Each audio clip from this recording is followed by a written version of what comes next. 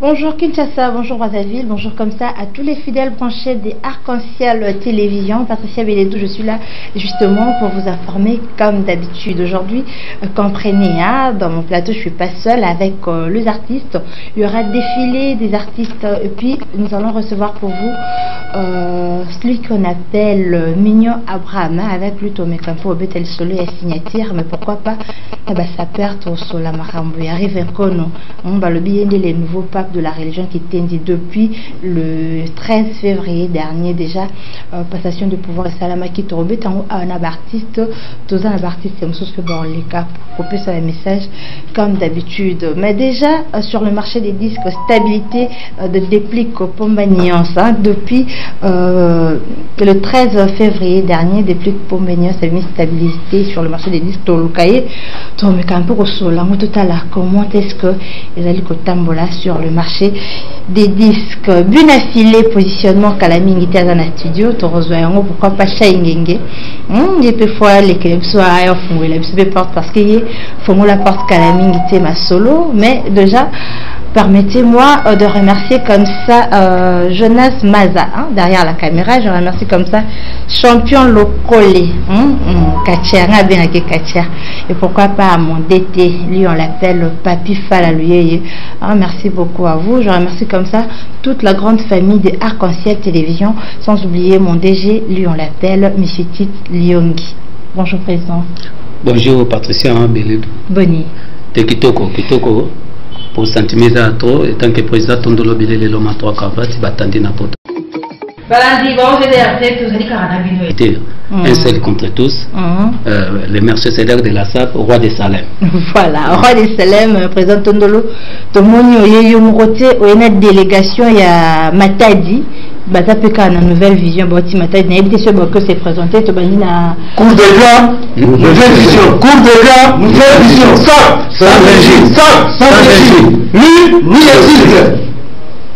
On connaît pas, hein? Tiki. Il est gari de l'eau, tiki. Il est gari de l'eau. On connaît pas, à demander. Talamai, talafoufou. Va. Natuna, le pas connaît pas demander Natuna. Boni sango arrive kono. Yango banda présenté bato na ba. Tozo na bango mais boni sango arrive kono. Non, sango arrive kono déjà masolo lalaki le 10 février, le 13 makambuto lalaki confirmation de GP Samaki. Passation des pouvoirs et salariés. Donc famille ne coutumier na biso basta père ton limi déjà to PC aval rive kono asalane mozolé. Donc pour pendant 26 ans bayaya muto abimaki azalaki te bango nyonso tout la mwisi ya zaza. Donc yango moni reve ko na bimisi ba soda musu babata mai na zamba o bazali na bango bekoni ale bakomo muno ngeza tar teza capacité faut na boule pour babenga yo pour être faut na boule le ko la reve ko le maréchal faut a peine esprit. Voilà, tous un esprit Dadim Belaboni. Oui, bien, maman Nangaï, Patricia Bélédou. Boni Congo Central. Oui, Congo Central, ça qui tombe, très macasse. Message des années. Message des Akaka, Ndeni Kaka, donc histoire c'est Fidaki Namo. Donc histoire est Fidaki parce que pendant 26 ans il a disparu un grand prêtre de prêtre Niakos.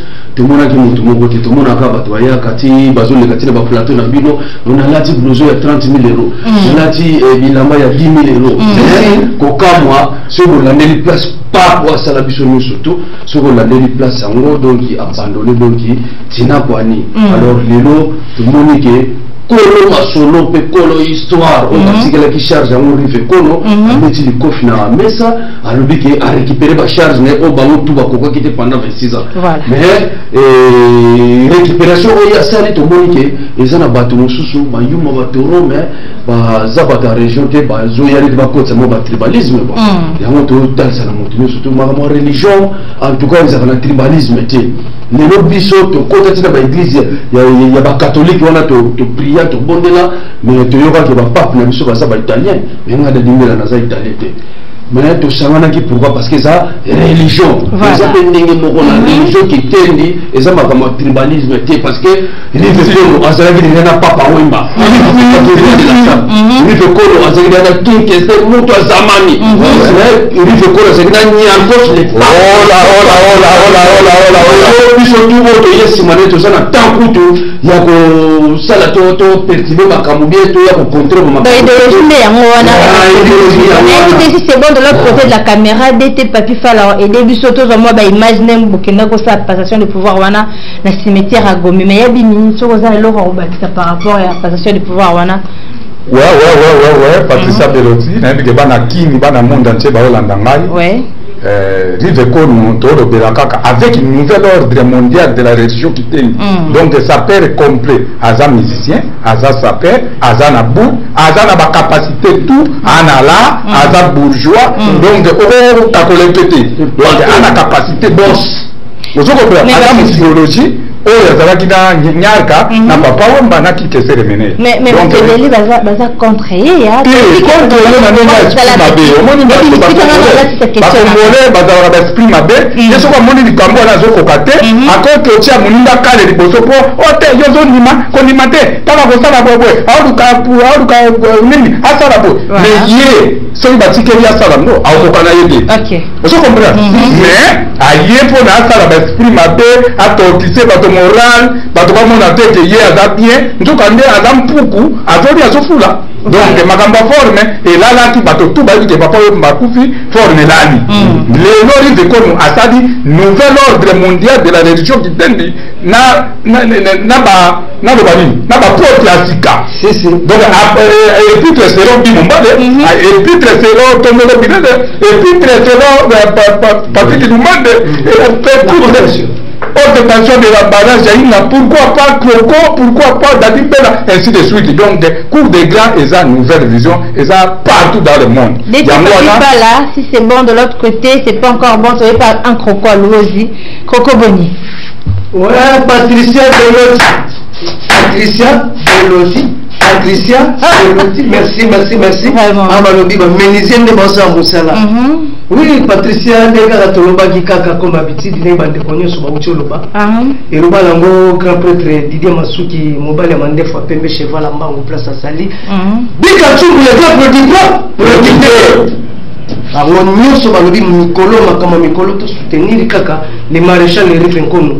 Tous qui na lisolo ya passation de pouvoir famille nombele endimaki bande kotu bandimaki biso pe basaper pe tondi majango sikoyo okuta wapi ofandi na yo oyaka ko menacer oya ko bundisa oya ko finga oloba n'importe quoi na ba réseaux sociaux pour la likamotali passation de pouvoir likamotali Rifenkono siko bana ki ko baza po sabayeba oui est-ce que Ebembe ya Nyarkos ekolongo na Gombe et ok na nécropole to etikalaka na Gombe.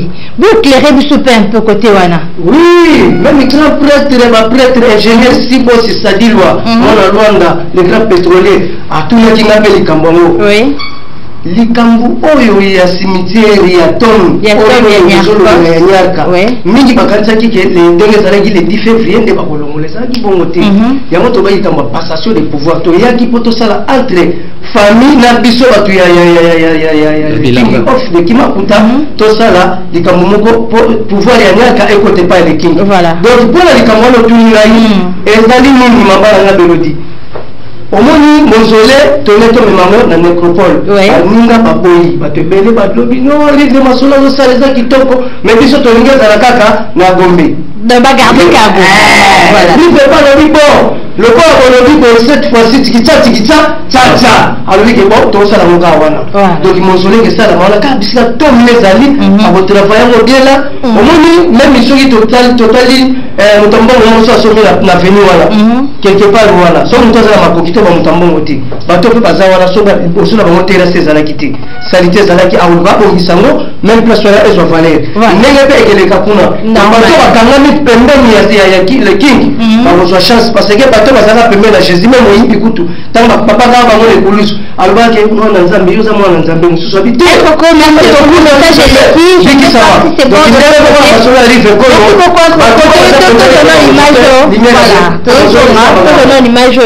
image voilà mais le message est passé présent Tondolo Tozongelio na habité balobi tombe et ils ont un cimetière ya Gombe. Rive Kono a commis pape ce que biso tout ça va s'apertir biso au bazali kolanda biso na télévision ana tout ça va s'apertir Rive Kono comme nouveau pape ce que biso tous la ligne sur le plan social, sur le plan économique, sur le plan tous la ligne de sa part la jeunesse congolaise. Bon problème est là Rive Kono tinde ngomoni aye ayaki nanu po atombola sapo po amona ye sapo eza na nzela nalingi nabakisa place oyo un kroko aluoza alobi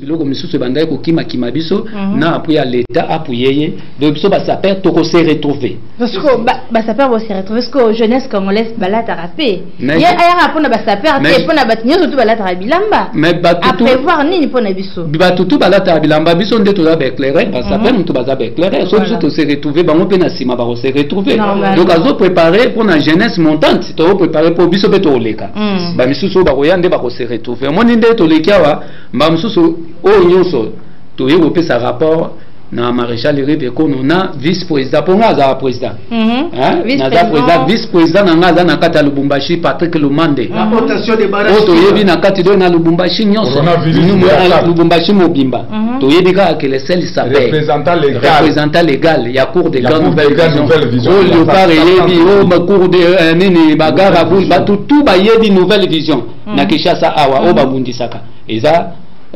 nani Patrick Lumande Tobenga kainga na pesa Bill Gates de la SAP congolais. Coronavirus. Voilà, Patrick Lumande est-ce que Zolanda Bisso présente Ndolo merci de comme vraiment na souka.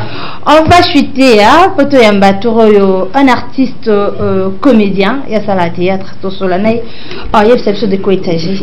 Si c'est bon de l'autre côté de la baie vitrée. Merci beaucoup président. Merci. On va mbote salam le temps de la transition. Mbote kaka na staff na ngamsu nyoso na maluku na salon la Coste bien engagé Sarba Kwalwena na pesi binote mbote na temple ya Kimakuta to mikolo kaka Kimakuta na Kimakuta Didier Masuki mobala mande pa pembe na pesi susu Bigantsumbu les gars producteurs Bigantsumbu et Kozayota Andiris Maison Andiris Acha Moboto collection de binotu que pas dit Weston to pesi binote c'est la cour de Gaza Kitoko de biso tout matoza kitoko to pesi binote salute na bino. Voilà, merci beaucoup d'été Papi Fala si c'est bon. Nous allons souffler pour recevoir cette fois-là Guy Yaloube, un artiste comédien et Tourbitanel à Sola Théâtre.